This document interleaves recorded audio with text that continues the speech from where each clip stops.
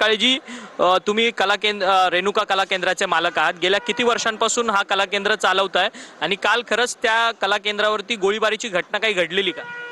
नाही, आणि 93 पासून एकही आजपर्यंत अशी कुठलीच गोळीबार तो सोडा, पण अशी मारामारीची ही घटना घडलेली नाही। ही संपूर्ण पडताळणी केली का तुम्ही? आज मुंबईत आहात, पण त्या काल ही घटना घडली तर तुम्ही तिथे फोन करून विचारणा केली का कला केंद्रावर? सगळं विचारून झालंय। आमदारांचे भाऊ गोळीबार करत नसतेत आणि कला केंद्रात येतच नसतात ना। कुठंतरी बदनामी करायची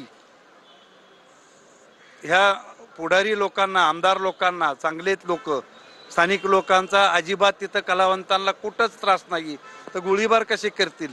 उलट त्यांच्या सहकार्याने काही कला केंद्र चालले आणि राज्य शासनाने कलावंतांना 5 कोटीचं पॅकेज दिलंय, मानधनात 5,000 वाढ दिली वृद्ध कलावंत। सरकार सुद्धा सकारात्मक आहे या गोष्टीला। मोठ्या लोकांना बदनामी करण्यासाठी ही षडयंत्र रचलेलं आहे।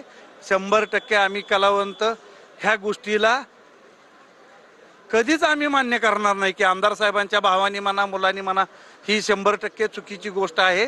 Video journalist Kamlesh Shemangani, TV9 Marathi, Mumbai.